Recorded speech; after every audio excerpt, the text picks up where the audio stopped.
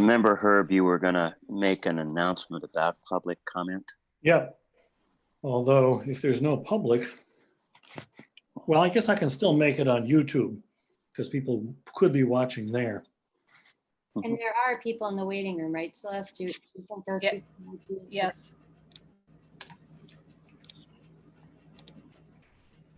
Okay, so Are we set to go? we're set to go. Okay, well, I will call the meeting to order then.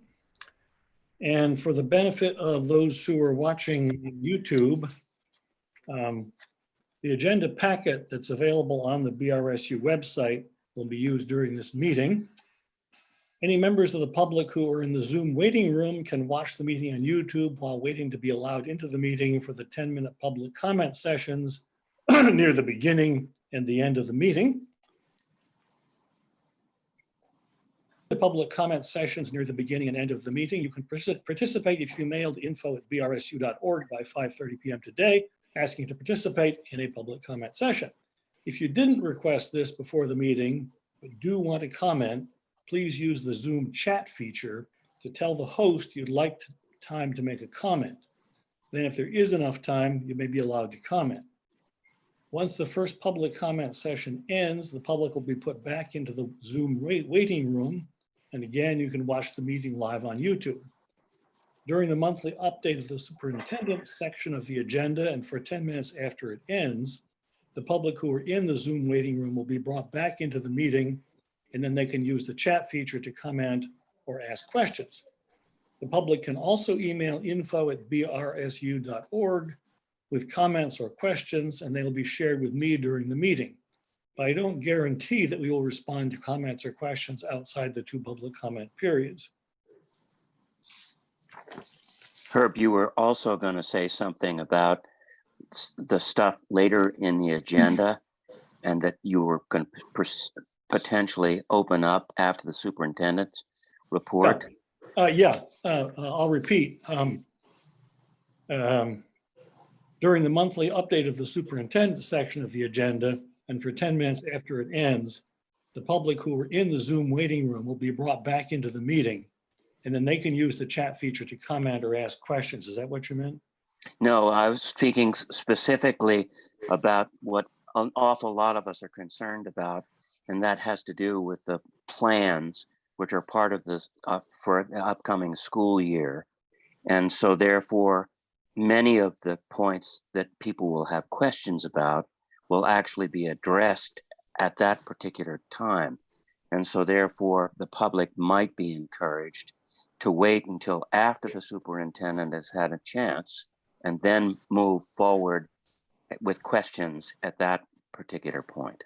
Okay, thanks for reminding me. That's absolutely right. Yeah, if you are a member of the public or a board member for that matter, and you have questions about the reopening plan, I would ask you to wait and hear what the superintendent has to say, because that may answer your question anyway. Thank you, Dick. All right, we begin by reviewing the board norms. It's the goals. No, I think we did norms last time, didn't we? No, we did norms. So Right. it's goals this time. I'm sorry. Yeah, goals. You're right. Yeah. So I'd be happy to read them if you're able. Please do. Goal number 1, governance. The board will implement a governance model that looks to the future and fosters a high level of effectiveness and efficiency. Goal number 2, community engagement. The board will use a proactive approach to community engagement. Goal 3, equity. The board will use their operational definition of equity as an overarching guide in policy development and decision-making. Goal number 4, legislative action. The board will keep abreast of legislative issues and take action when needed to support the district. And one of our goals for our retreat on the 18th is to take a more detailed look at both the norms and the goals, adjusting them for the next calendar year. Yeah, and thank you for adding that. The next item on the agenda is the consent items, and just a reminder for those of you who may have forgotten and those of you who are new, if something's on a consent agenda, it just goes to a vote unless there's a motion to have it discussed. Herb, can I interrupt you just for a moment? Sure. Because there are a couple people from the public here, and while they did not sign up by 5:30, I don't know if you want to jump back to public comment and see if either of those folks are interested in making any public comment. We could Sure. take care of the consent agenda Well- quickly because it's, unless there's an objection. Well, we did have public comment as a second item of the agenda, so I think I'll do what the Okay, whatever. superintendent is suggesting. So the question would be, let's see now, the public hasn't been let in from the waiting room yet, have they? I let Celeste know to let them in. Okay, it looks like everybody is in now. Okay, for the folks that just joined us, we always have at the beginning a 10-minute public comment session. I'd encourage you, if your comments have to do with the reopening of school, to perhaps wait until after the superintendent outlines the plan. But that doesn't mean you can't comment now. And certainly if there's something that doesn't relate to the reopening of school, we'd be happy to hear from you now. So are there comments? And because I can't see the public on the screen, are we able to use a hand raise function, Celeste?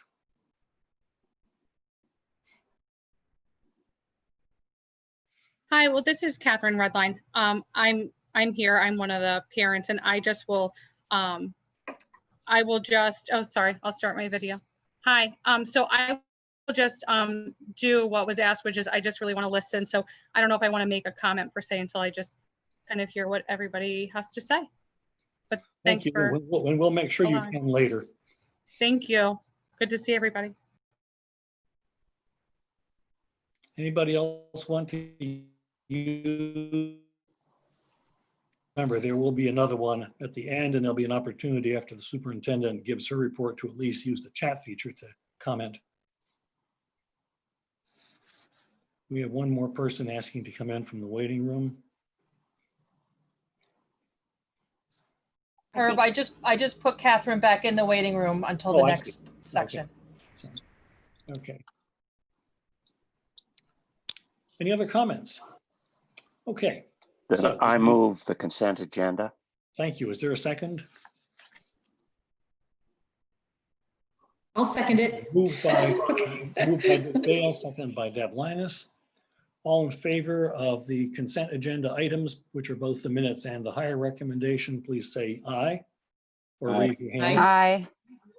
Okay, and because I can't keep track necessarily of where people's hands are, any opposed, could you please raise your hand or do something so I can tell that you're opposed? I don't see any. All right, it appears that passed unanimously. All right, incidental information. These are not things that we need to take action on, we just need to know about. So let's begin with the audit letter. So you have your audit letter here for your financials, and it is simply for distribution. There were no findings that were problematic in any way. And if you have any interest in it and want to understand any of the details more carefully, Sue Wilborn would welcome a call to discuss it with you. But there's nothing that you should be concerned about. Our business office does a fantastic job. Agreed. Okay, any questions? Great. Rachel. I don't actually have a question about this, but did anyone welcome Randy as the first official meeting that she's the superintendent of? Because I'm really excited to do that if nobody has. No, nobody did. Thank you very much for doing it. We sort of forgot that she hadn't always been superintendent. I know, it's such a natural It's been transition. a long couple months. Yeah. Long. Sure. Well, welcome, Randy. Welcome to a pandemic that you're having to go through. It's a good Definitely an interesting start. Okay. All right. Well, that's a good lead into the superintendent's monthly report. So you've all received this. I don't feel necessarily like I need to read it to you. You've also all received communication from me over the summer. Our work is evolving, continuing to evolve at an exponential rate right now. We have moved into phase 3, so our principals and leadership teams and phase 3 teams are all working on building level implementation plans right now. So the building level work is well underway. As I've indicated many times, there's new information coming in all the time. To that case in point, this afternoon, we got a very heavily revised Strong and Healthy Start document from the AOE that I have been in meetings in and haven't even really gone through yet, but I can tell you the green in it is new guidance, and there's a whole lot of green here. So I spent a significant amount of time today working on an information document that's now about 14 pages long and still pretty incomplete, and only to then find out that some of the information I'm confident is no longer relevant. So I'll be going back to that document, and that's, that's a lot of what's going on. I said this last night at the Meadowy meeting, and I want to share it with you as well before I open up for any comments or questions that you have. But as you know, this work is incredibly complicated and unprecedented. If you were to look at all the school districts in Vermont, I do not believe that there's a single district approaching this work and their planning in an identical way, unless districts came together and planned. But even that, they've got unique iterations. What I want to say to you as a board, because I think this is important for you to hear from me, is that I am singularly the only person who is I'm at the hub of sort of the spokes on a wheel, right? My days and my weeks involve meetings with every single entity and organization who is planning for school reopening. I connect with, Paul for special education, Skylar for instruction, and Greg and Derek around transportation and facilities, and then nurses around health and safety, and Kelly in food service, and HR around leave provisions, and Sue Wilborn about business, and, never mind the countless people outside our organization. And, I'm thinking about technology. We had conversation today. You get the sense of sort of me being the hub of that information. And what I've really come to feel over the last couple of weeks is increasingly confident after every meeting that I have. Our people are doing terrific work. I have had to kind of utilize a leadership approach that is based on like clear as kind. We make decisions and I say, all right, so you're going to tackle this. And when do you think it's going to be complete? And when can you report back to me? And people are executing incredibly well. And even with this new guidance that's coming, I know I shared it with people and people are already like, okay, so this is going to change this and we're going to have to adjust this. And this is really helpful. And this is really not, but they're right in there doing the work. And so I feel like it's important for me to share that with you. And I continue to feel like the approach that we're taking is the right one for our system right now. So I want to make sure to really, really kind of publicly say that to you. I'm open to any level of conversation or discussion, questions you might have, and that's it. One thing that you did repeatedly tell us throughout the summer, and I still think needs to be emphasized, which is above all else, there are a couple of principles that you are emphasizing. First principle, which trumps everything else, is safety for everybody concerned. Second principle is the best educational equity that we can possibly muster as fast as we can possibly muster it. Third, that the teachers and the staff have been remarkably flexible to this point and seem very willing to go along with those first two presumptions as their guiding principles, and that they truly do want to get back into the classroom relating one-on-one or in groups with the student body. So you have said that, you sort of emphasized that in the GNAT discussion with the other superintendent, and I just thought it would be appropriate to get that on the record. Thank you, Dick. Other comments or questions? I have one. Yeah. I it's a little bit off, a little bit different from your report, but I read in the Vermont Digger, excuse me, that families are moving to Vermont, and they even interviewed Mark Cashion, who said their enrollment at Burton has increased. Have we seen an increased enrollment in Taconic and Green? People moving in? So anecdotally, yes. I'm not able to give you any hard information. It's very much a moving target right now. I've had a number of questions recently about that. We are seeing increases in enrollment. Celeste and I just had a conversation today about lots of phone calls from her inquiring. She's capturing all of that, and we'll have it in a kind of in a clear format for me. At this point, there's no concern around enrollment impacting kind of teacher hire, especially I think given where we are. We just got our, today was the last day in most of our schools for the distance learning requests to come in. We haven't seen home study application numbers yet. So we're not, and we still don't have everyone out of the system who left. So getting clarity on that number is really difficult, but I do expect that we're going to see an increase in enrollment. If I don't see your hand, yes, John. By the way, I don't think we actually formally welcomed John Wilson and Jane Worley. I think this is the first meeting for both of you, isn't it? Yes. Thanks for having me back. Thanks for coming. I thought I'll get the heave ho. I'm just kidding, but I don't know if this is more of a question or a thought.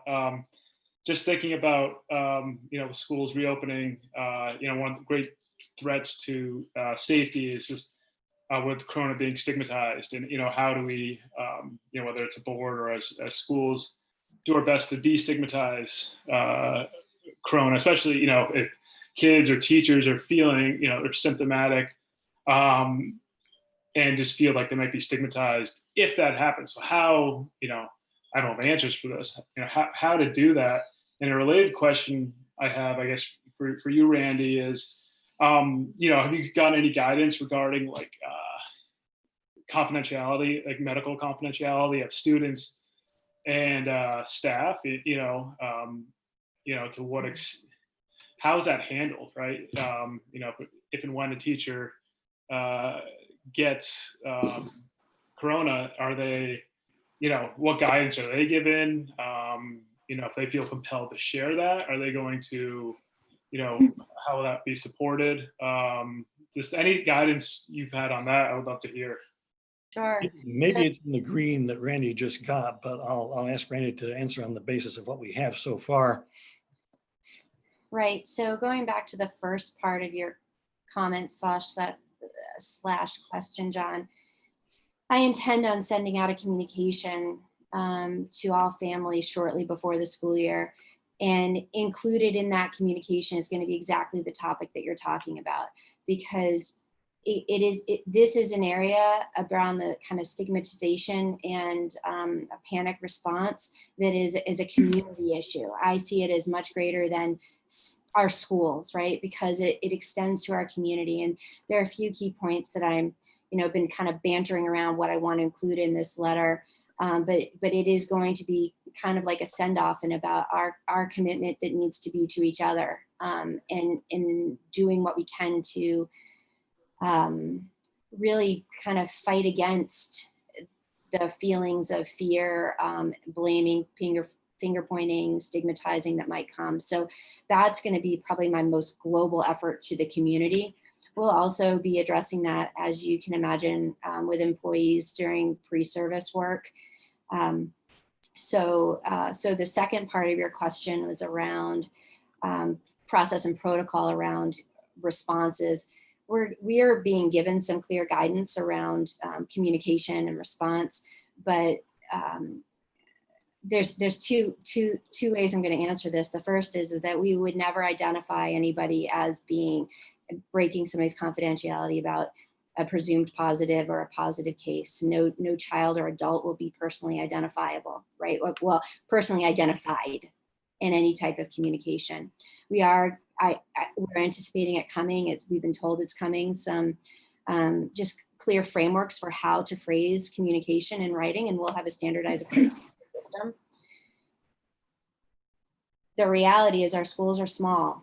And so, you know, to deny the fact that if a child isn't feeling well and leaves a classroom and then doesn't return, and then we have to engage in the protocol of a class moving to the alternate learning space, that it's not going to take long for anybody in that classroom to, you know, think about what might have just happened. So the response to that type of experience is also something we're going to work on with students and with staff and with families. It's sensitive all the way around. And my hope is that I will say I've been unbelievably impressed at the response from our community around my communication and our planning. People have been thoughtful and supportive, and when there have been concerns, they've been unbelievably respectful. I'm going to continue to hope that we can all come together and do what's right for our kids and staff. Thank you. Lindsay has an electronic hand up. Lindsay? Hi, Randy. I just have a quick question, just because I feel like either way, if it's either distance learning or in-school learning, there's a big burden on the parents with either choice that they make. Are we offering some sort of point of contact for those parents to get in touch with if, you know, say they're struggling with something, or if their kids are struggling with something? Do we have some sort of place for those parents to be able to go to be able to get in touch with someone without having to, you know, hound either the principals or you or the teachers? Or is there a plan in place for that? Yeah, we are right smack dab in the middle of that conversation right now. So I don't have an answer for you, but we are working to figure that out. And the last couple of days I've been going back and forth around conversations, and we're trying to think creatively. We got the feedback from parents last year and from students about how challenging it was. And so, you know, we have been as responsive as we can be to the depth of communication we've received from people. So we will have something in place, but I can't not tell you exactly what it is right now. Other comments or questions? Jim? Yeah, just curious if the parents are connected in through the learning management system along with the kids in some way. Skylar probably can answer that better about the behind the scenes of Seesaw and Google Classroom, but parents do have access, but he's going to be far more knowledgeable about this than I am. Yeah, so the two learning management systems that we're using, as Randy indicated, are Seesaw, and that's K-3 across our SU. Some schools, like Courier, has elected to go full on Seesaw for their entire school. And they have a parent app that is entirely separate from the student app. And that makes it really easy for parents to keep up with what's happening in the classroom. And then Google Classroom itself has, it's a little bit less clear as far as parental involvement, but it does have an email, a guardian feature. And then parents can always log in as their child to see their assignments as well. So there are parent portals for those things. Seesaw is a little bit more, and honestly, it's more primary, and we're using it for a primary purpose. So that communication there is a little bit more fluid than it is with Classroom. Dick, is your hand up? Dick Dale? You've got Rachel and Jane. Oh, Jane, then. Right, thanks. So I know that Vermont is in much better situation with respect to COVID than other states. But I think today people were surprised by the announcement that there's a 40% surge in children right now that's going on throughout the country. And I know you may not have time to respond to this, or that there's been given thought because so much is coming out, you know.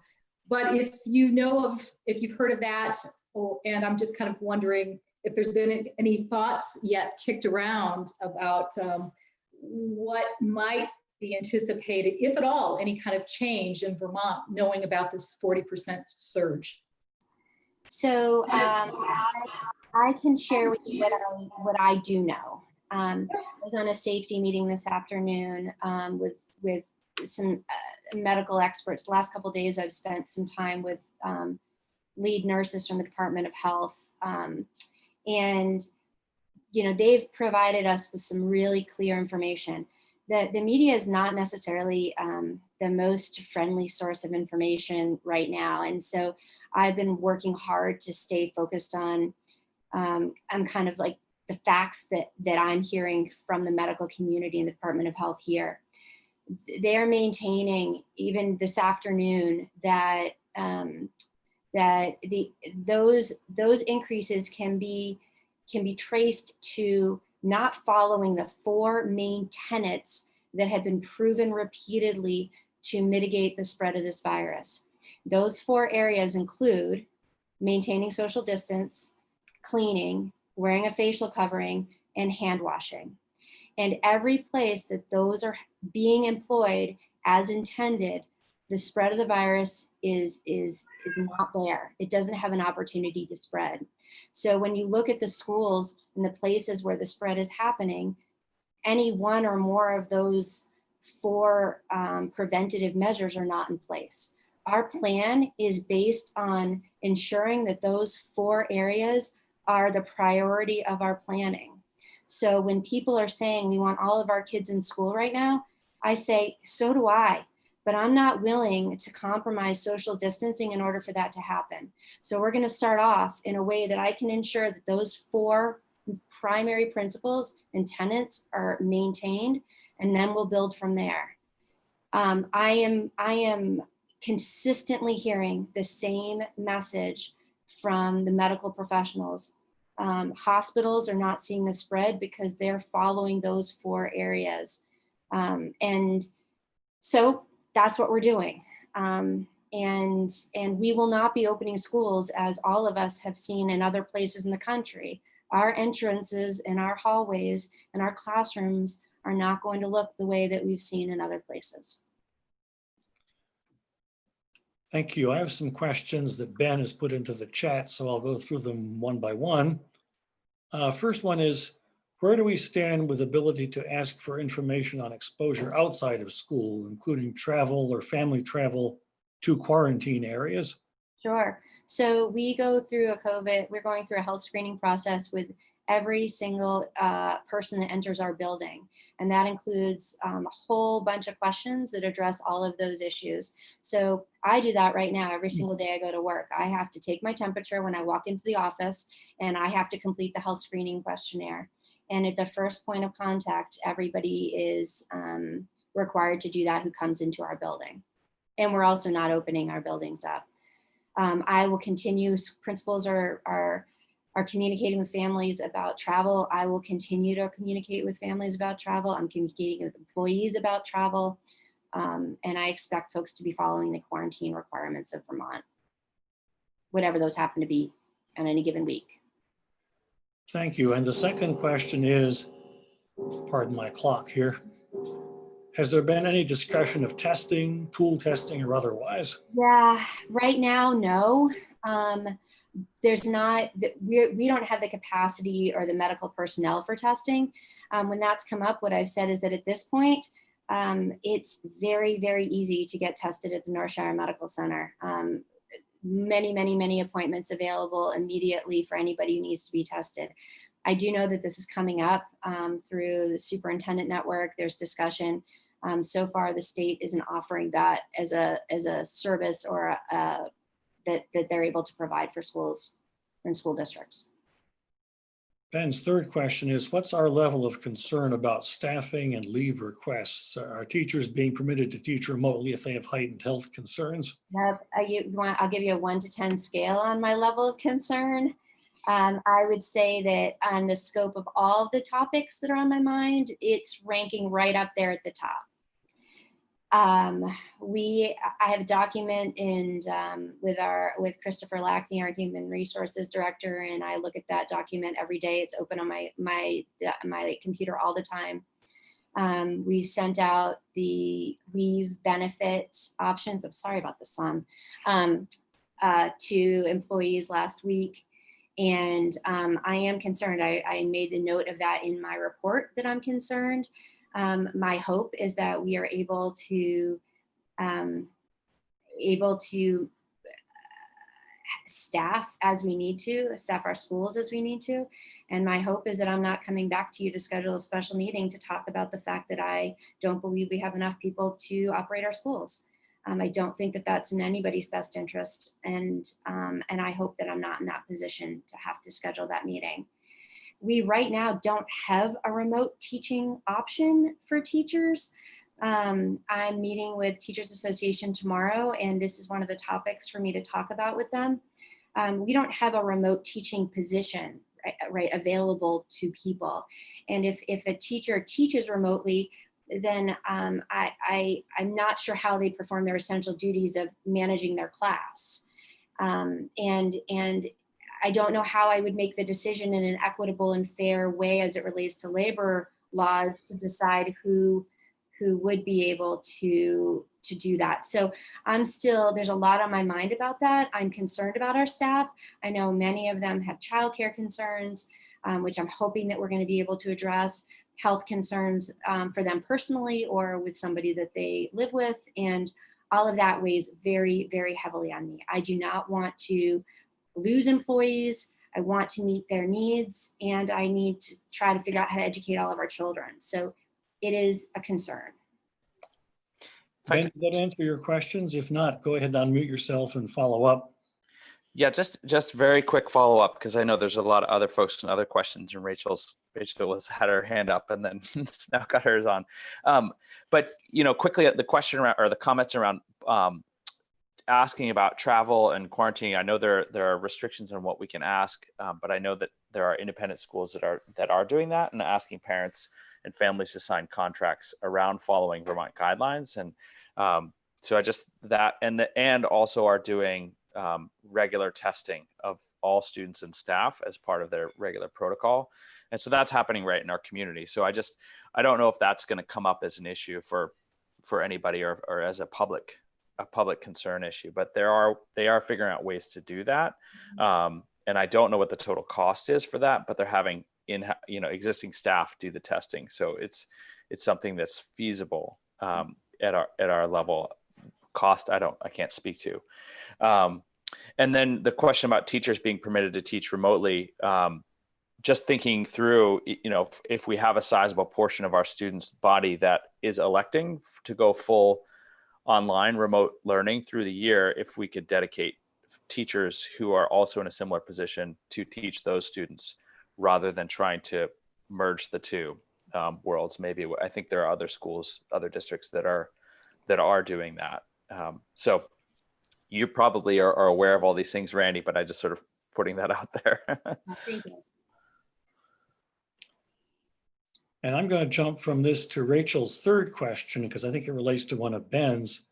What can we expect for staffing with many teachers also having children who need to have distance learning facilitated? I'm assuming what that means is a situation where the teacher has kids, that the kids are supposed to be learning remotely, but the teacher is supposed to be in school. Is that right? Okay,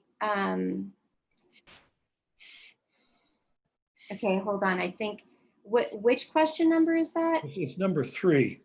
Okay, sorry. The situation Rachel's talking about is, I'm a teacher. I'm supposed to be at, let's say, Floodbrook, but my kids are in a different school, and that school is having remote learning. How do I manage to do both? Right. So some people are certainly figuring it out on their own, right? They're making arrangements for their own children. I've got a childcare meeting Thursday afternoon with a large number of stakeholders trying to take a community approach to looking at childcare for both families and employees. That's, on the scale of, what was it, on the scale of 1 to 10. Also, because I know this is a huge deal for our parents, and we're also following, the leave benefits that are afforded to people if they qualify. But I'm actually pretty optimistic that we can come up with a solution. I've been exploring some creative possibilities, and I think we'll come up with something. Thank you. I'll go to Rachel's second question, which shifts from looking at teachers to looking at parents. When can parents expect guidance on what the expectations for them will be as to facilitating distance learning? So Skylar will be working on that document. I don't know a timeline for that, Skylar, but do you have any sense of when you think that will be developed? Yeah, I mean, the timeline I'm shooting for is at the end of next week. I think we'll have the results of the survey as far as like how many kids we're actually going to be dealing with a fully distance model. And then hopefully we'll know a little bit more about staffing as well. But our goal is to keep kids traveling in a cohort together so that there's flexibility. So it's not necessarily two worlds opposing in person and online, but it's one cohort moving together that has access to the same materials and instruction. And it's the most equitable approach. It's the most flexible approach should there be a surge in the fall. So that's what we're trying to do. And with that comes a lot of reflection on the survey data that we received in the spring and the individual family concerns and how difficult it is. So I have 2 children of my own. Trust me, I know how difficult it is. So we're really trying to make it manageable, but also provide the best experience for our students and our teachers. And there's one other question.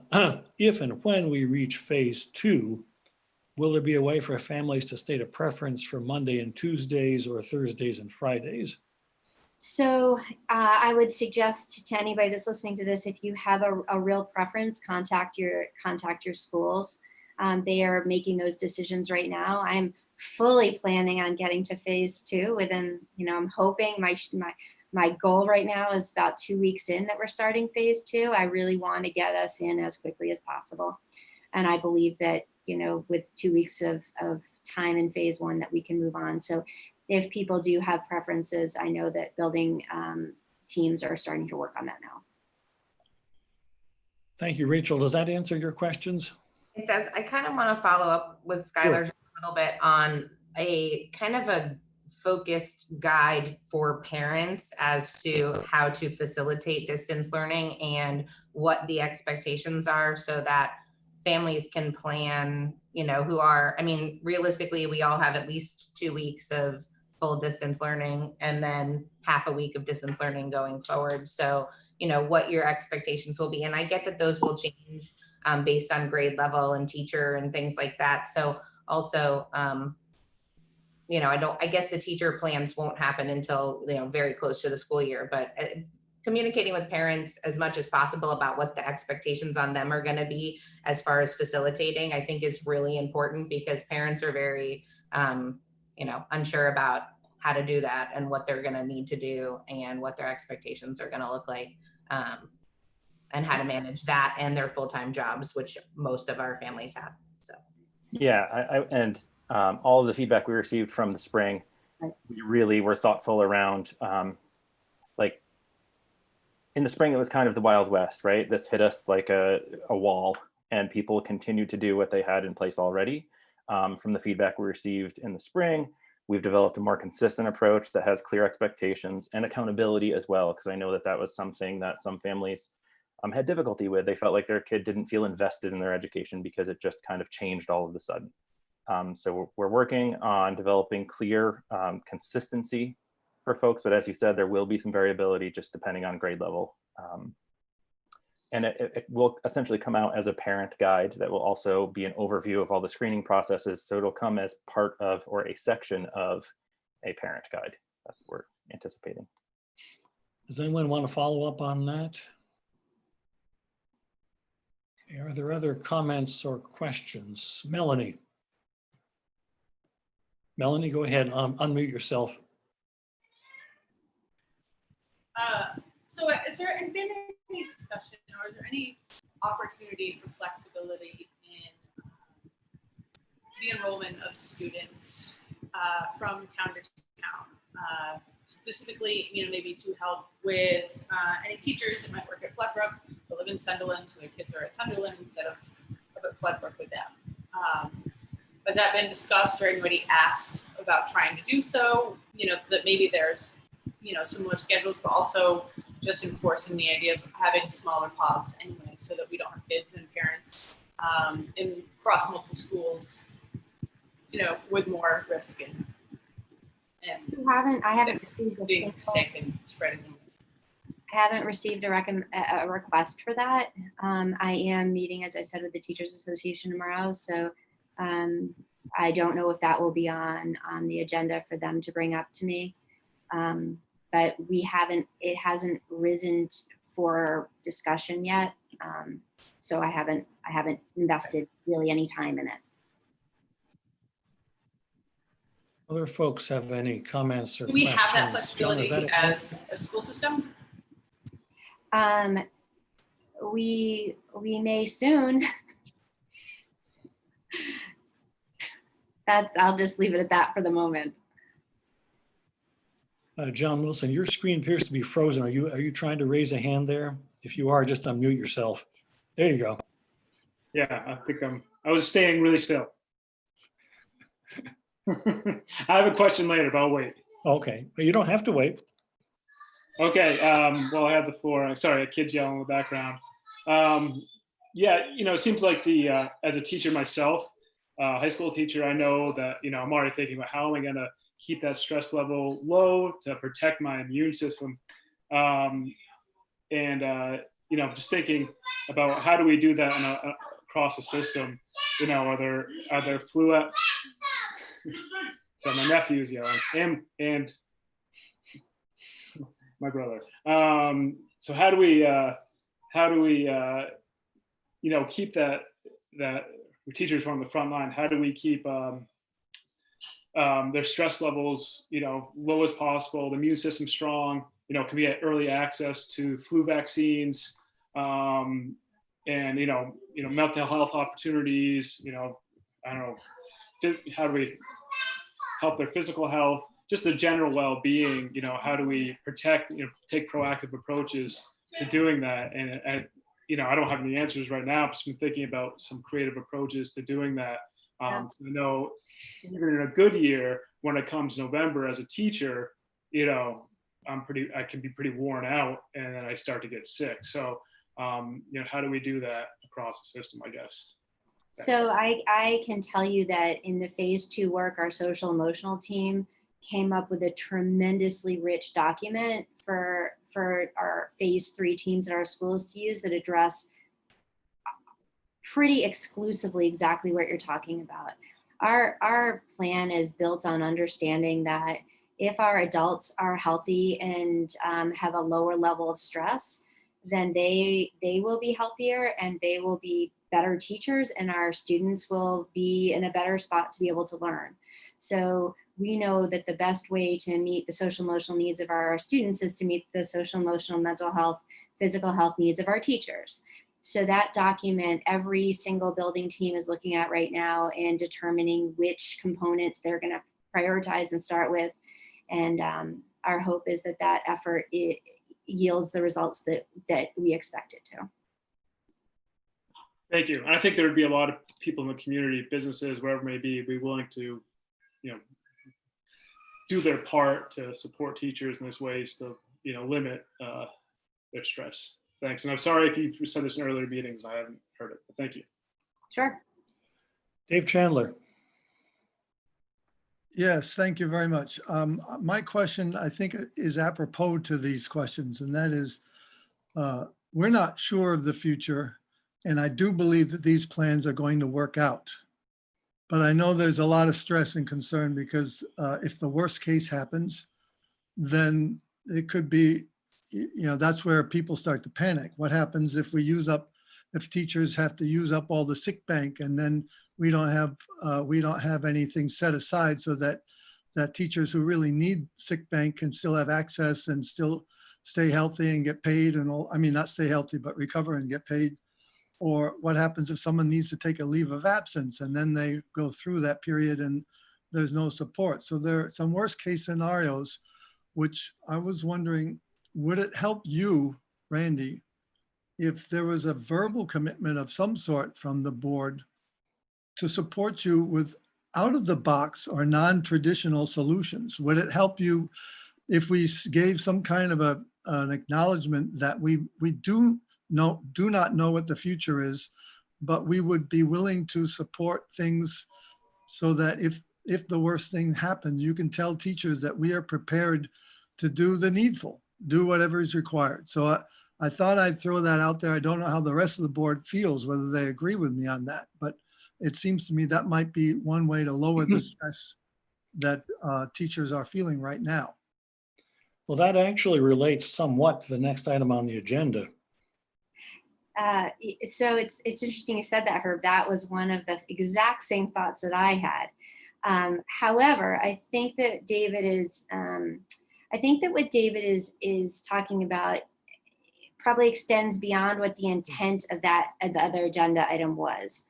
So I first of all want to thank you for making that comment, and in many ways, if I were a teacher listening to this, I would greatly appreciate that. And as a superintendent, I greatly appreciate that. This entire experience is surreal and out of the box and unprecedented. And I expect that the year will continue that way in many respects.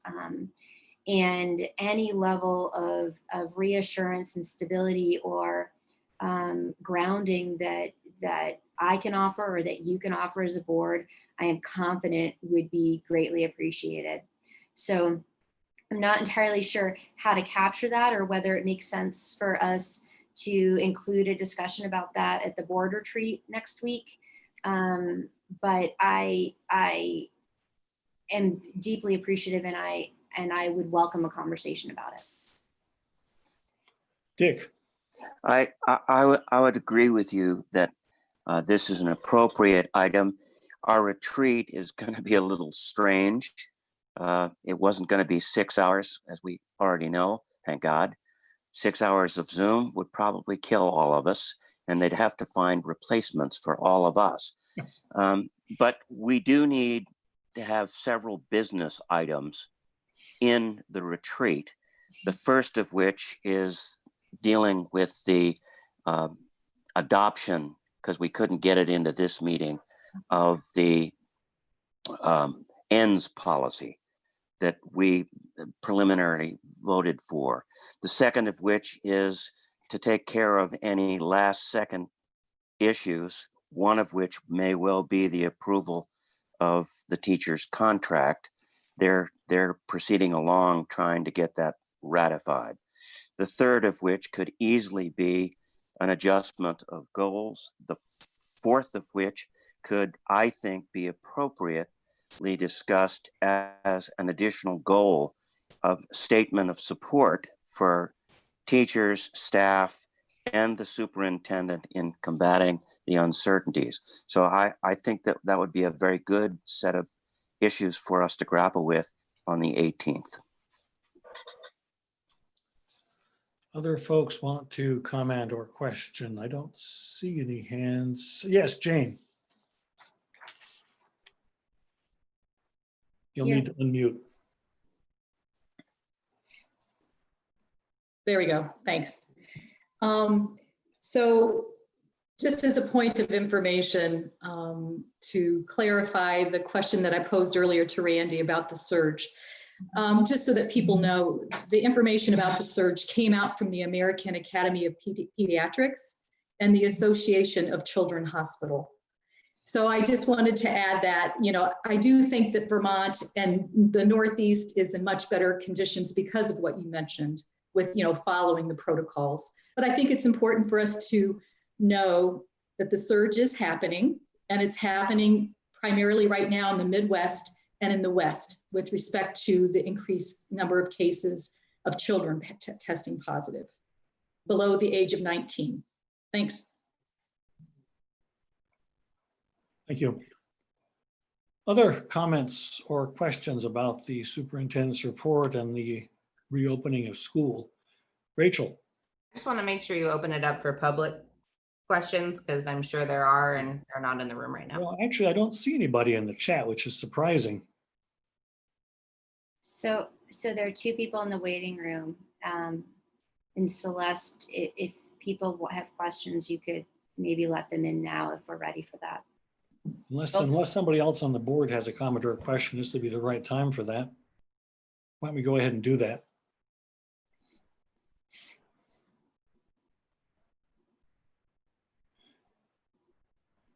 Okay, to the folks who've just been let in, if you have a question, since I think there's only two of you, you actually could just unmute and ask it. I don't think we need to go through the chat procedure.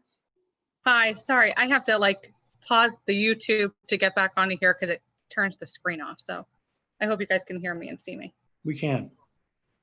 I just wanted to start by saying, Randy, I've appreciated your communication, and as a clinical director for a residential program open 24/7 through this pandemic that has not closed, despite positive cases, I really can appreciate the position you guys are in and the decisions that you guys have to make. They are not easy as a decision maker. I will say I appreciated the Agency of Education and Vermont DOH, their position in saying that they do recommend full-time in-person teaching for kids, that is their new recommendation. With that said, my question as a parent, right, clinical hat off, parent hat on, for the phase one, and Randy, I know that we spoke about it. So for my husband and I are both essential employees. So when our kids are going to school in the phase one model, once phase one has ended and phase two comes in, are our children to follow the 2-day-a-week schedule following phase one? I guess as a parent, it's really hard. We were asked to make a decision on our educational planning and our choices, and that's really hard to make a plan when there are no clear plans. I wonder about, are my kids going to be in school with fifth graders as a kindergarten and first grade mom? There's just so many questions. It's so hard to make a decision. So question one is about the phase one to phase two transition. And then I guess my second question is there going to be more guidance coming out around what phase one will look like as we as essential employees are tasked with the heart-wrenching decision to send our kids to school so that we can serve our community? Right. Nope, I absolutely understand your position, and I believe I share that with you. These are the most challenging conversations I have with parents. Or, you know, I heard through 403 responses, I would say the significant majority of people talked about how do I make these decisions, and the weight and the magnitude. And I've said to many parents, this is likely the most challenging and emotional decision you've ever had to make. And there's no answer that necessarily feels best. So I don't take any of that lightly at all. It's incredibly difficult. In response to your question, so phase one, those students, that process and that schedule will continue. So students who are in school Monday, Tuesday, Wednesday morning, and Thursday, Friday for phase one, that will continue sort of indefinitely. When I move to phase two, those students will move into their classroom on the day that they are with their cohort. So cohort A will be the beginning of the week, cohort B at the end of the week, and then the other 3 days they'll be back in their phase one group. I can't answer, you know, the breakdown of students in a pod for phase one. I know that all principals are looking at grouping students as in developmental cohorts, but not knowing sort of the number of requests per grade level per school, I can't share with you the reach of that developmental continuum. I believe if you're at a larger school, the likelihood of it being a smaller grade range or age range is higher. If you're at a smaller school and it might be a little bit greater. But I don't have that information because I don't have the information yet about requests from families. Thanks. And I just want to dovetail also on phase one, what that will look like. We're scheduling a meeting to really talk about what do the days look like for our students who are in phase one. And if we're able to get a childcare option, I'm not sure how those will intersect either, but we're trying to work on it as quickly as we can. We're working with our after school program, our previous director, as well as our new director coming in to help us to develop their day so that it is, you know, academically supported and social emotionally supported, and they create a community so that it is the best experience we can provide for them under that model of programming. I appreciate that. And especially, as I'm sure you guys know, Northshire Day School for the Manchester community made the decision to no longer accept school age youth. So that puts the secondary burden on families of just trying to facilitate through this really impossible scenario. And I really appreciate, therapist and parent, that the social emotional needs are taken into consideration, because I less so worry about my kids learning in their kindergarten and first grade year. I feel like I can have that, I can handle that, but that social emotional piece is just so imperative, and that's my biggest worry as a parent. So I appreciate that attention to it. Thank you. Thank you. Terry Bushy has also joined us. Terry, do you have any comments or questions? If so, you can just unmute yourself. Go ahead and speak. Is that you mean in regards to the phasing into school? Anything that has to do with the superintendent's report, yeah. I don't know. I have, as far as the phases go and how they go back to school, I don't have questions. Okay. And Deb, did I see your hand up a while ago? I guess I didn't. Thank Randy for her also paragraph about equity. We don't need to discuss it, but I do appreciate that she's working on that. Thank you. I'm glad we're working on it too. Thank you, Deb. Okay, are there other comments or questions about the superintendent's report? Somebody's apparently trying to speak, but they're getting garbled.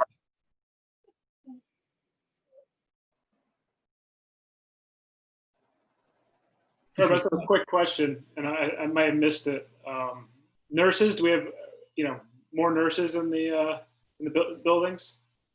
So we have a posting for an LPN so that we can have a medical person in every school.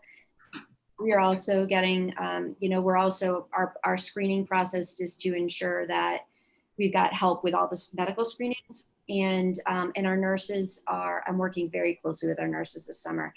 We have spent a tremendous amount of time together. So we're developing all of our medical protocols within the buildings so that it's clear about, should there be a COVID related medical situation, that we've got a really clear protocol. So the staffing is sufficient, you feel, currently? Yep, our nurses feel comfortable with it, and so do I. I'll feel more comfortable once we've got somebody at this school, and hopefully somebody applies. We're just emailing about that as well to expand the reach. If anybody knows an LPN looking for a school position, send them our way. Our nurses have done a tremendous. Other comments or questions? If you have your hand up, just move it. If you have your hand up, just wave it a bit so I won't miss it. Yes, Jane. Jane, go ahead and unmute yourself. Thank you. Sorry about that. I got to get used to that. So Randy, on that note, so LPNs need to be supervised by RNs currently or by a physician. What is the current plan then for their supervision? Right. So we've got 5 RNs in our system. So we've got I've got all the documents about the requirements for supervision. And so we're putting that in place. I already have a nurse, a couple nurses who've offered, and we have a good, clear understanding of the supervision expectations, and we'll be following them. Great. Thanks. Sure. Rachel. So I think you mentioned earlier, Randy, that the building specific plans are being developed this week. Is that right? Well, I don't know about this week. I don't know when they'll be all completed. But yes, they're all being worked on right now. Is there some sort of plan or in place to keep initial screenings outside of actual school buildings? So we're working on those specific details right now. We will likely have them outside as much as we can. That's what we'd like to do, is have them all done before. What we're thinking through is sort of inclement weather and the challenges when it gets colder down the line, because that affects the thermometers. But we're doing our best right now to have everything outside, have systems at all the doors that allow for kind of equitability and spread for entrance into the buildings and for it to be outside. There are a number of we're working on the details of actual screenings. We've got a number of ideas on the table. We haven't quite landed on one. Okay, I have two recommendations. One, I grew up in South Florida in a middle school of portables, and that's all we ever had were portables for classrooms. So 5 portables, one at every elementary school, would solve the weather problem for screening and stuff like that. And if you haven't been to SBMC lately, I went there for an appointment today. They have the coolest screening device for temperature checks. You walk in and it literally looks like your phone in a FaceTime, and it like shows your face and it reads your temperature automatically with nobody having to touch you or take your temperature or you doing anything. There's literally a guy who sits in a box with like plexiglass around him. He never touches you or anything like that. And you just walk in front of a device that screens you and takes your temperature. I'm sure they're a fortune, but it was super cool and really efficient. So okay, I wrote them both down. And regarding screening, maybe what Randy mentioned that just came out today from the Agency of Ed will be more specific, but it seems to be a fair amount of wiggle room in the guidance that was issued on, I guess it was the 4th of August, about exactly how screenings had to be conducted. Yeah, and I don't know if there's procedure in here as much as what needs to be completed. Yeah. So it's unlikely that it's super procedural if we go based on the way the guidance has been written in the past. But I'll look at it and see. Yeah. Other comments or questions? Is your hand up, Dick? I'd just like to say that for those of us who've had the privilege of listening to all of this, and for those of us who have seen Randy throughout the summer in various different Zoom meetings under various different conditions, I hope all of us appreciate that all of our questions are appropriate from an informational perspective, but that we should develop and appreciate A, how much work Randy has put into this, and B, have every confidence that if she hasn't thought of something, one of her assistants probably has, and she's working for a solution. I think we're just about as well as we can be prepared from an administrative supervisory level. And so congratulations from my point of view. That's an excellent transition into the next agenda item, but if anybody has another question or comment, I'll take it first. Ben. And I do see that Catherine Redline is raising her hand too, but I just, again, I guess, and this is perhaps maybe Randy above your pay grade, above your worry level at the governor level, but to bring up again, pool testing and some of the reading that I've been doing, and again, I'm a lay person, not a scientist or whatever, all the rest of it, but the number of youth that can be contagious and not presenting symptoms is relatively high. This is something we've heard for a long time, including temperature as being an indicator of being contagious. And I just sort of want to push again on the idea of pool testing or some form of some way that perhaps, again, this is perhaps a way as a board that we can weigh in with one of these creative outside the box solutions of saying that, are there ways that we can, through suggestion or recommendation or some other way, or certainly through staff, to create some way for people to be tested in some sort of way that as a school we could track or support, so that we can have some capacity to do some pool testing. Because as Jane is saying, there are surges that are happening in young populations, and they're being seen largely because they're being tested. Not because they're seeing lots and lots of symptomatic youth.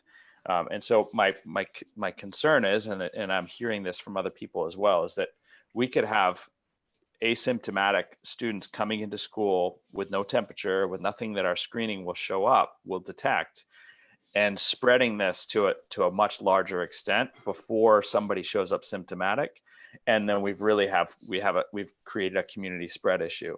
And so again, this is perhaps at the state level, that is a concern. So it's more saying this to you rather than asking you to respond and say, this is what we're doing here in our district, but as in your conversations at the state level, to say that this is a concern, certainly as me as a board member and a community member, that would be something I would want to put out there. And I also did put some other things in the chat that are really bigger, focusing in on the learning environment and all the rest of it that can be discussed at the board retreat and maybe outside the purview of the board in our policy governance role anyway, but just something that I'm interested in. So, and thank you again for all of your work. Regarding what's in the chat, I think that can be filed. So I'd ask Celeste if we can just file the chat so we've preserved it, and then we can, at least the superintendent can look it over in planning for the retreat. I'm also glad, Ben, that you mentioned at the state level. I'm hoping that in whatever zilch spare time she has, Randy is keeping track of issues where she might want us to be lobbying either the Secretary of Education or the legislature about things that would make it easier for her to do what we want her to do. Sure. No, I do. I write down a lot.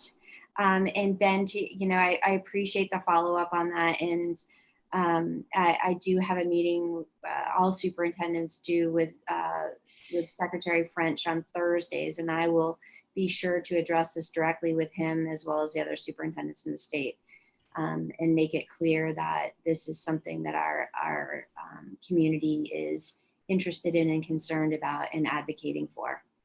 And then I'll let you know what happens and we'll go from there. But that will be my starting point on it. Thank you. Sure. Are we ready to move on to the next item, or are there more comments and questions? Dick, is your hand up, or are you just showing us your palm? I just had one quick follow-up and then I will really stop asking questions. And this may need additional follow-up after the new guidance, but has the school taken a position on if you guys are going to be taking a test-based approach for symptomatic youth, or a test-based or a symptom-based approach? Because I know just working with VDH's EPI team, they're very different. And as someone who's had the nasal pharyngeal test too many times, it's not something I think my 5- and 6-year-old would ever do. But I just wondered if there was going to be a position in the guidance on if you guys were taking a test-based versus a symptom-based approach, since they have different timelines and expectations. So the guidance that we've been given, and to your point, this could be different in the document right now, is the direction that we've been provided repeatedly is when we see symptoms, then our first, there'll be a protocol, but essentially it's contacting the Department of Health and explaining the situation and following guidance that they give us. That we as a school district would not be in a position of making a determination outside of the direction of the Department of Health. Like I said, that could have changed, and I don't know if any of you have already read it, and it's different in there. I got through page 6 of 33, so 33, right? And there's a lot of green, so stay tuned on that. Thank you. Anyone else have a comment or a question about the superintendent's report? I'm sorry. One last thing, and I'm really going to shut up. And Randy, no one will blame you. Just like start drinking a glass of wine right now. The Zoom meeting. But I'm just wondering, if a nurse goes down, or some nurses go down themselves being sick, with backup plan for that. And again, I'm sorry if I didn't see it in previous minutes. But would it be possible, if we put out a call to action, from Northshire or, just medical professionals in the area, whether to be attachés or liaisons, or to volunteer to work on a weekly basis in the schools, I think people would be willing to, and again, you probably thought of all this, but we could pull in some manpower from the community, in the medical community who have been overtaxed, but maybe, who'd be willing to lend a hand throughout the school year. Mm-hmm. Thank you. Anybody else? All right, let's go on to the next item then, which was presaged by what Dick said a while ago. And that is a model policy that the Vermont School Boards Association has come up with. It's a board management delegation policy. It's on page 15 of the packet. And I would just say that. I move it. Just a minute. I would just say that my own personal opinion is under our policy governance system, Randy actually has the authority to do everything that's listed there, but I think it would be good to get rid of any gray areas. And Dick, are you going to move that we delegate the authority? I've done it. Okay, is there a second? Second. Seconded by Deb, motion by Dick, seconded by Deb. Okay, any discussion? Yeah, I agree that this is a good way to affirm our policy governance stand and to make it public. This is all very complicated and ever-changing, and there'll be lots of questioning of Randy, and we need to just give her our confidence and free rein to manage, and also to sort of prevent our own micromanaging. You know, we just need to have confidence that our administration is doing a good job, and that we just let her do it. And that we make that clear to the public. Other comments? Seeing none. Oh, Jim. Yeah, I just thought I'd mention that, you know, David and I on the VSBA board, we, you know, actually had a 3-hour board meeting on this. And these policies were kind of dovetailed with that whole discussion. I just wanted to say that, you know, more broadly, the consensus is pretty much just what Herb said, that, you know, for policy governance boards, they had a feeling that a lot of them, you know, said we don't even need to put this in place. But at the same time, I fully support, you know, the whole idea of, you know, it makes it a lot clearer just to put this in place as well. You know, it takes away any question marks of whether policy governance does cover. But it's, you know, we're in the same. I just wanted to say that, you know, the take here is consistent with what we're seeing around the state with boards. And thank you and Dave for your work on the VSBA board doing this sort of thing. Also, the policy does expire at the end of the emergency. So, you know, it just serves the purpose right now. Any other comments on the motion? I don't see any. All right. All those in favor, please raise your hand.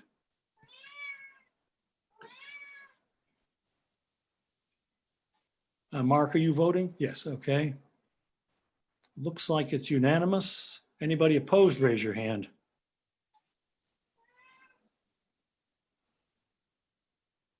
It is unanimous. All right, that passes. I guess at this point, we'll ask the remaining public audience to go back into the waiting room because we're done with what's relating to the superintendent's report. This needs to be part of the adoption of this rather than the approval, needs to be a part of the 18th business part of the retreat.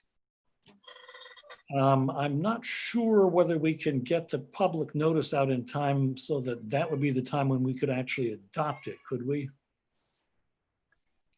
You're right, it requires 10 days, I believe. So we're probably too tight on that.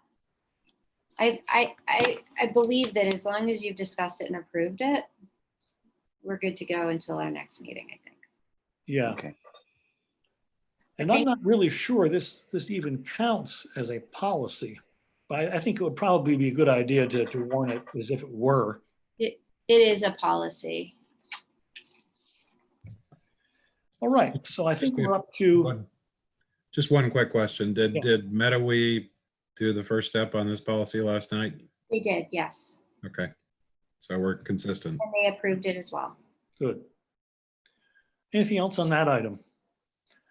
All right, the next item is under agenda point 7A to approve the mandatory electronic communications between employees and students policy. So moved. Thank you. Moved by Dick. Is there a second? By Ben, I think. Is that a second, Ben? It looks like it I'll was. Okay. second it. It's on page 17 of the packet.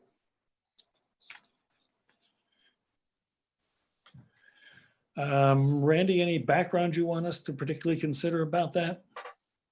I really don't. It's a mandatory policy. They're trying to offer a level of guidance and protection for employees and students through a policy. I need to develop a procedure once it's adopted regarding implementation. So I intend on doing that once you've gone through the approval and adoption process. Thank you. One minor edit on 2D. It talks about pre-kindergarten through grade 12. Maybe we should edit that to grade 8 so that there's no confusion that we're not talking about high school kids too. It does say operated by the district. And So I that's think that was intended to address exactly that issue. okay. Thank you. Any other comments before we vote on this? Don't see any. All right, all those in favor of the motion, please raise your hand. Anybody? A minute here, some of the hands don't show up right away. Dave, is your hand up? Yes, my hand is up. Okay, I think I see everybody's hand. All those opposed, raise your hand.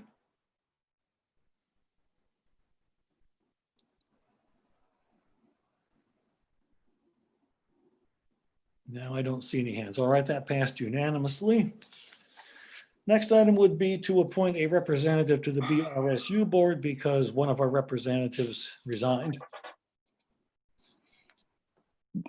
The current membership is Jim, Dave, myself, and Deb. And we really do need 5 to fill out what the BRSU calls for. I would point out that so far at the BRSU, we had an unusually long pre-superintendent selection meeting. But other than that, the meetings are carefully run by Jim to last no more than about an hour and often less. It's useful and valuable work, and it would be great if somebody else besides the 4 of us would volunteer to join these 6 possible meetings. And I assume that for the foreseeable future, these meetings are going to be by Zoom, right?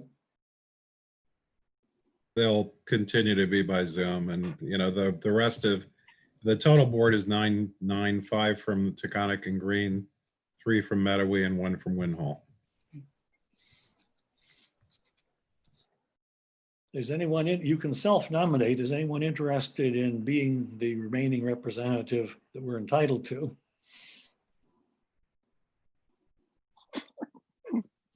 Oh, wait, we got one. Okay. Jane. All right. Can I treat that as the nomination of Jane by Dick? Yes. Okay. I'll second that. Okay, seconded by Jim. Are there any other nominations?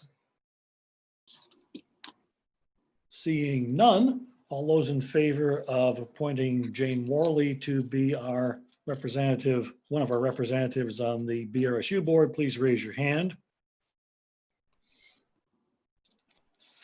Jane's voted no. I think she's abstaining. Looks like it's unanimous. All those opposed, please raise your hand. That appears to be, well, it passes. I think Jane abstained from voting either way. No, she voted yes. Oh, she voted yes. Okay.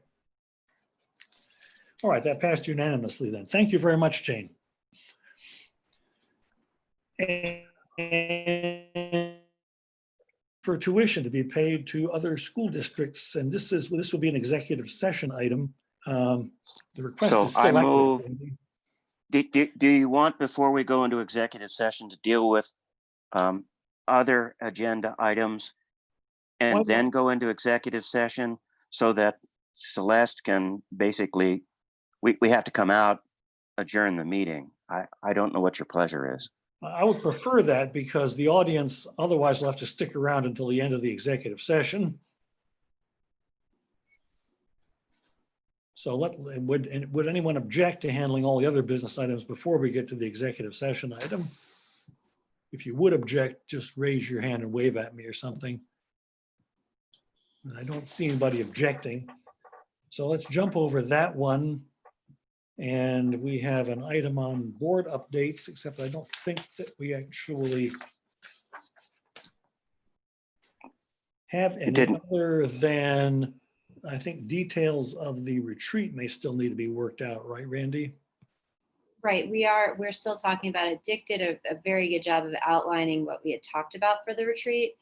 And I'll be developing protocols and for us to use, although I have to look at the information that Ben included. Typically, I guess I didn't have a chance to look at it. I'm not that great of a multitasker when I'm focusing on going on to a meeting, but typically the retreat is about board process and protocol. It's about goal setting, and it's about work plan, and it's about reflecting on your performance as a board. So we've added a couple, the adoption of the ends policy, because we thought that was important, and there may be the approval of the contract if that's been ratified by them. But typically it tends to be that type of meeting. So I don't know if what Ben indicate or whatever else was recommended kind of falls within that vein or not, or if it doesn't, if you're interested in expanding the scope of what the retreat has been historically. Well, I would suggest, just my own voice, that we should maintain the prior format of the retreat, but file what Ben put into the chat, because we may want to take that up as at least information items at our regular September meeting. Will it be 6 hours long? I'd appreciate it if folks would raise their hand. Oh, okay. And that's one issue. I don't think anybody's going to maintain Zoom concentration for 6 hours. Ben.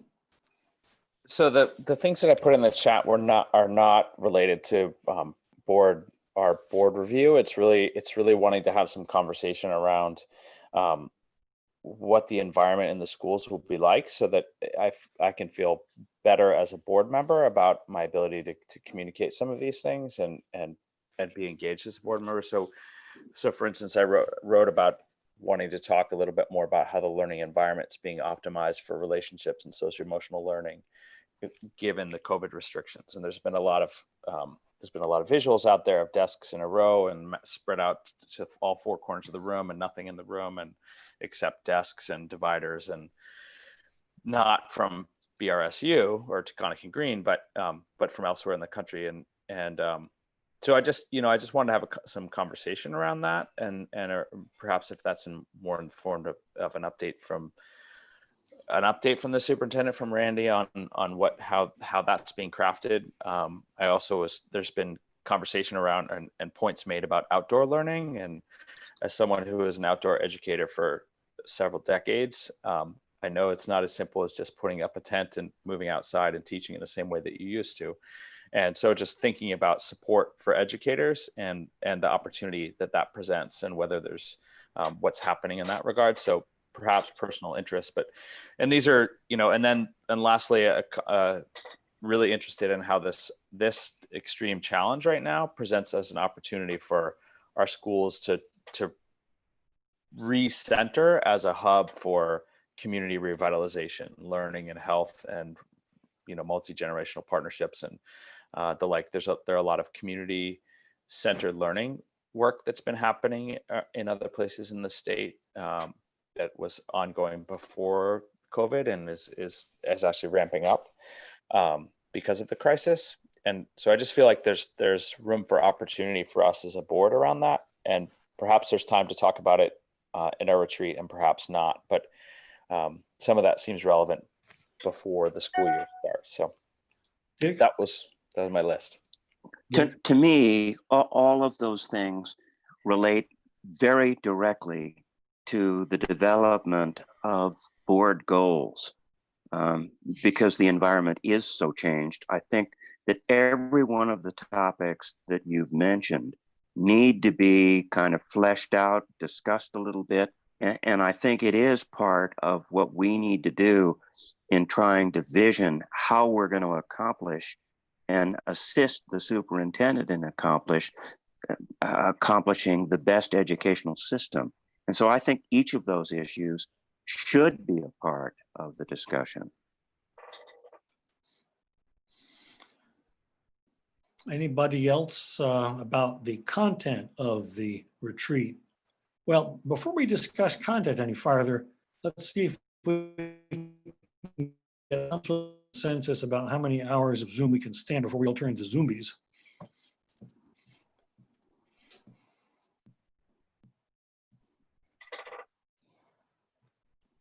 Preferences?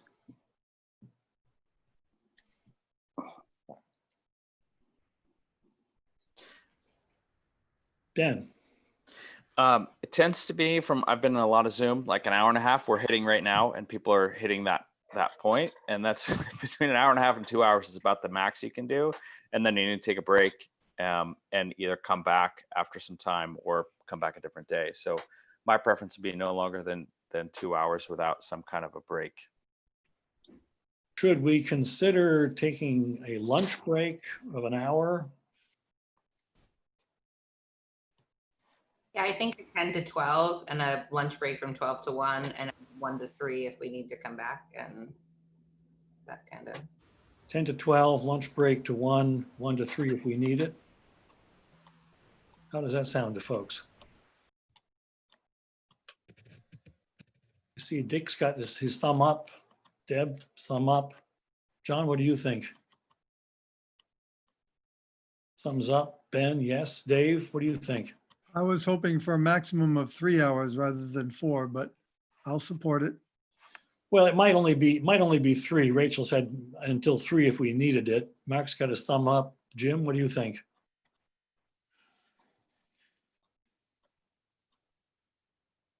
Jim appears to be lost in thought, or his frame froze.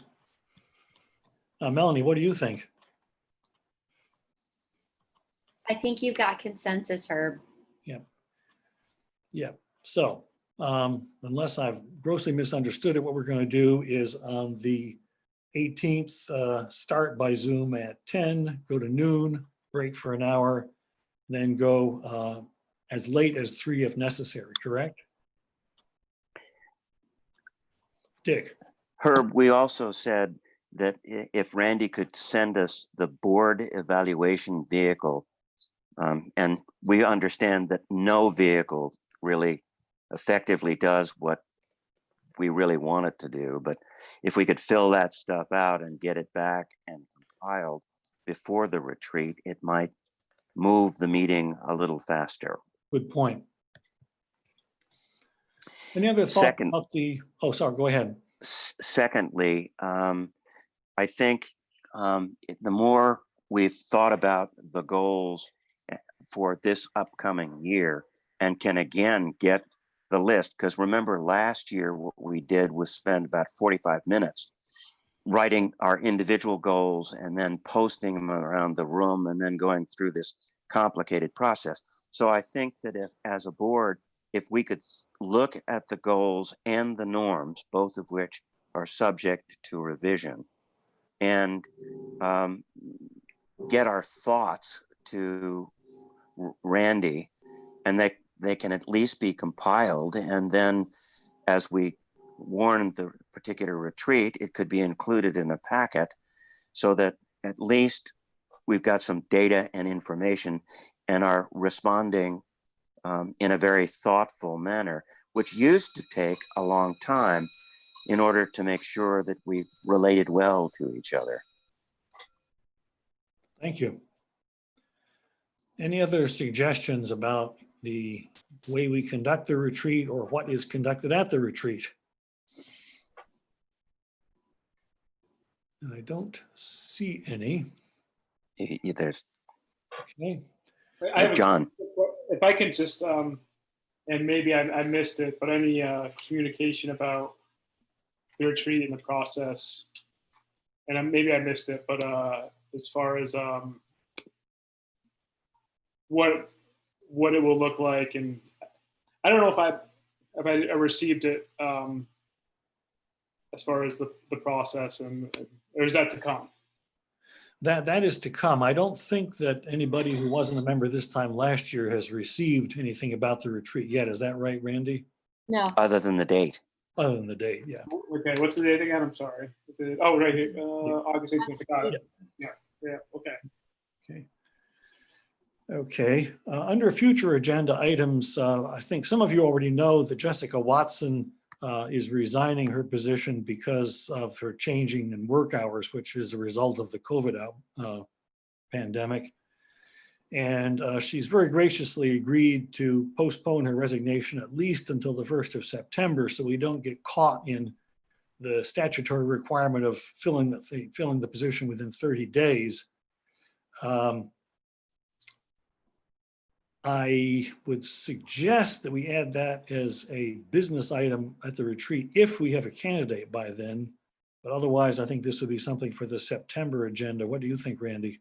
I believe we'll have a candidate. I believe we may have a candidate. So let's put it on for the 18th. And if that doesn't pan out, then we'll move it to September. Good. Have we posted notice of that? Of the retreat? No, of the vacancy? We don't just get to pick somebody, where we have to post notice that there's an opening, right? And seek interest? It'll all get posted, but the question is around the timing. So we do know that there's already somebody who's interested in it. So, so that's positive. So if we can get it posted and then there's additional interest, then we have multiple people. And I think the candidate you're talking about is one of the two that came forward during the last year when we had a vacancy. Is that right? That's correct. Yeah. Okay. Are there any other items other than the request for tuition, which is going to take an executive session? Hearing none, I move we go into executive session. Wait just a sec, because we should allow the final public comment time. Oh, I'm sorry. Then I don't move it. Yeah. So members of the public who are still with us, I think Catherine Redline needs to be let back in case she has a comment or a question. Here he is. Okay. So this is the second 10-minute public comment time if either of you want to use it.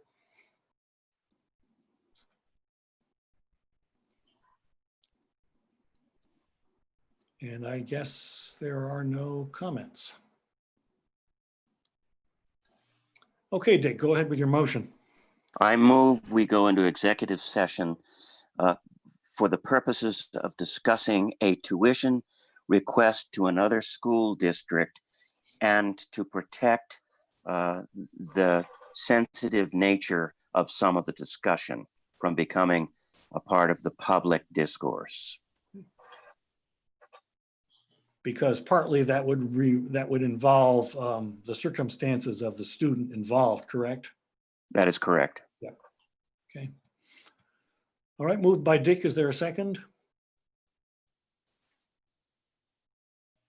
David seconds. Seconded by David. Okay. All those in favor of going into executive session for that purpose, please say, please raise your hand.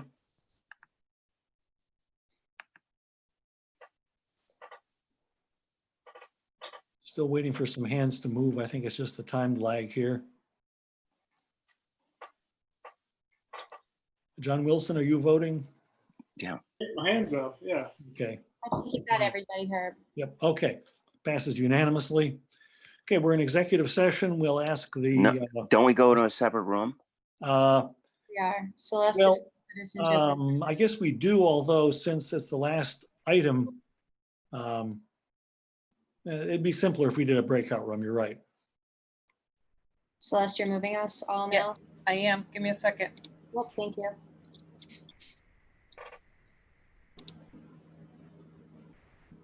I'll tell the remaining members of the public, the only thing that's going to happen after we come out of executive session is a decision and then a motion to adjourn.